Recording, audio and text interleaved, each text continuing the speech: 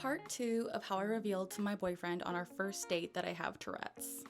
So as we're driving to go mini golfing, Colton looks over at me in the car and says, "Hey, like, is everything okay with your eyes? Like, do you have something in your eye? Are the lights bothering you? Like, do you have allergies? Like, I noticed you've been blinking a lot." And my heart sunk because our date was going so well. And I thought I was suppressing well enough. I just did not want to tell him that I had Tourette's and potentially ruin what we had. So I took a breath and I was like, what do I do? What do I say? I looked over at him and I was like, I have Tourette's syndrome and it's a tic that I do. I can't really help it. I'm really sorry. And in my mind, I was so sure that he was going to be like so mad, end the date here, and just be like, not okay with it because so many people in my past hadn't been okay with it.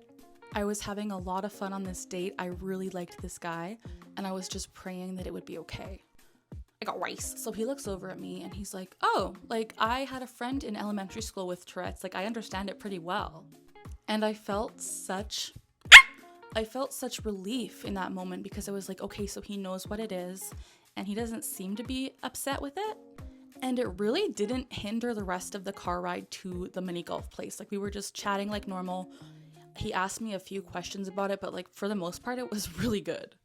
I was happy that I told him that my blinking was a tic because then I didn't have to suppress it as much, even though I literally can't suppress this tic anyway. So we end up going mini golfing and it really goes well. We're having a great time together and I truly am so enjoying getting to know this guy.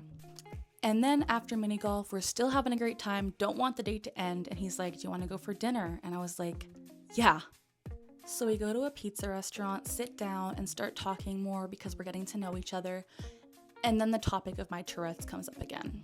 And I was so genuinely nervous that he was going to judge or change his mind so quickly and be like, "Ew," like, you know what I mean? I was so scared because I'm just so ashamed of it and I always have been.